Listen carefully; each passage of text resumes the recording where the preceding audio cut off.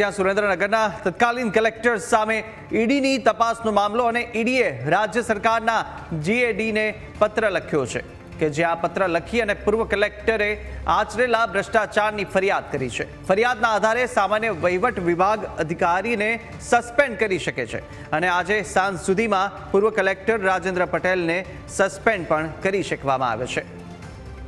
વધુ વિગતો મેળવે સંવાદદાતા મલ્હાર આપણી સાથે સીધા જોડાયા છે. મલ્હાર, પૂર્વ કલેક્ટર રાજેન્દ્ર પટેલ કે જેમણે કૌભાંડ આચર્યું નામ સામે આવ્યું અને હવે કાર્યવાહી થશે, તેમને સસ્પેન્ડ પણ કરવામાં આવશે, શું વિગતો?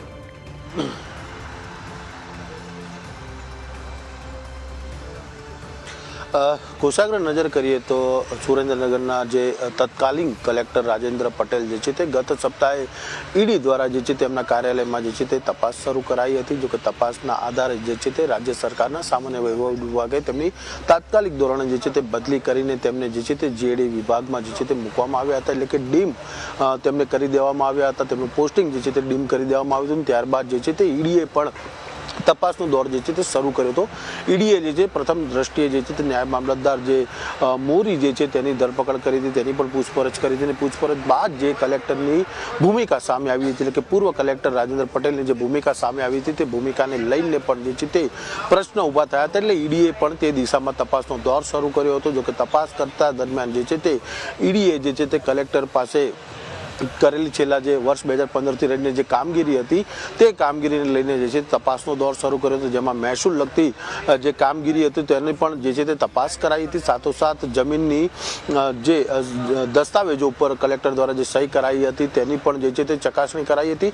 સાથોસાથ જે ટેન્ડર પ્રક્રિયા ચાલી હતી સુરેન્દ્રનગરની અંદર તે તમામ ટેન્ડર પ્રક્રિયાના પણ પુરાવાની જે છે તે ખરકાઈ કરાઈ હતી, જેની અંદર કલેક્ટરની જે છે તે ભાગ બટાઈ જે છે તે સામે આવી હતી. લગભગ 50% જેટલો ભાગ જે છે તે કલેક્ટરનો આ સમગ્ર પ્રકરણની અંદર જે છે તે જોવા મળ્યો છે અને ઈડીએ જે છે તે આ મામલે કન્ફર્મ કરતા જ ઈડીએ જે છે તે ગઈકાલે શુક્રવારે મોડી સાંજ બાદ જે છે તે જે રાજેન્દ્ર પટેલ જે તત્કાલીન કલેક્ટર જે છે તેમના ઘરે અને તેમની ઓફિસે દરોડા પાડીને તમામ દસ્તાવેજો એકત્રિત કરીને તેમની પૂછપરછ શરૂ કરી હતી અને વહેલી સવારે તેમને જે છે તે ધરપકડ પણ કરી હતી. ધરપકડ કર્યા બાદ તેઓને જે છે તે અમદાવાદ ખાતે લાવવામાં આવી હતી ઈડીની ઓફિસે, ત્યાં આગળ પણ તેઓની પૂછપરછ કરી હતી.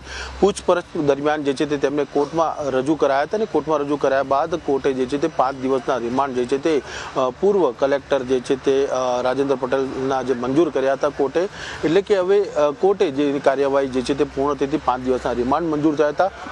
આ મામલે ઈડીએ જે છે તે રાજ્ય સરકારના જીએડી એટલે કે સામાન્ય વહીવટ વિભાગને જે છે તે પત્ર વ્યવહાર કરીને જે છે તે રાજેન્દ્ર પટેલની 5 દિવસના રિમાન્ડની જે છે તે કોપીની નકલ પણ મોકલી હતી, જેના આધારે હવે આઈએએસ અધિકારી જે છે તે સસ્પેન્ડ જે છે તે થશે. એટલે કે ઈડીએ જે છે તે પત્ર વ્યવહાર કરી દીધો છે. હવે સામાન્ય વહીવટ વિભાગ જે છે તે આજના દિવસની અંદર ગમે ત્યારે જે છે તે આ ઈડીના પત્રને આધારે રાખીને જે છે તે સુરેન્દ્રનગરના પૂર્વ કલેક્ટર જે છે રાજેન્દ્ર પટેલ તેને જે છે તે ગમે ત્યારે સસ્પેન્ડ જે છે તે કરી શકે છે. ભૂતકાળની જો વાત જોઈએ આપણે કોષાગ્ર, તો ભૂતકાળમાં પણ ગુજરાત રાજ્યની અંદર 6 જેટલા આઈએએસ અધિકારી જે છે તેને તાત્કાલિક ધોરણે જે છે તે રાજ્ય સરકારે સસ્પેન્ડ કરવાનો નિર્ણય જે છે તે લીધો છે. આ આઈએએસ અધિકારીઓ જે છે ક્યાંક ને ક્યાંક ભ્રષ્ટાચારમાં તો અથવા અન્ય કોઈ બાબતો સાથે સંકળાયેલા હોય, જેના કારણે સરકારની છબી જે છે તે ખરડાઈ હતી અને આ છબી વધુ ન ખરડાય તેને ધ્યાનમાં રાખીને સરકાર જે છે તે આ પ્રકારનો નિર્ણય જે છે તે કરતું હોય છે.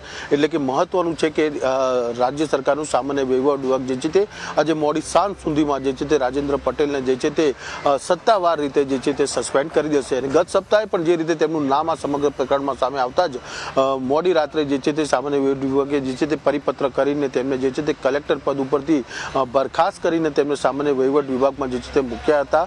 ત્યાં આગળ તેઓ માત્ર 1 દિવસ હાજરી આપવા આવ્યા હતા અને ત્યારબાદ તેઓ જે છે તે પોતાના વતન સુરેન્દ્રનગર પાસે રહેતા હતા. પરંતુ ઈડી હવે સમગ્ર મામલે તપાસ કરીને તેમની પણ અટકાયત જે છે તે કરી લીધી છે અને હાલ જે છે તત્કાલીન જે પૂર્વ કલેક્ટર જે રાજેન્દ્ર પટેલ જે છે તે અત્યારે રિમાન્ડ ઉપર છે.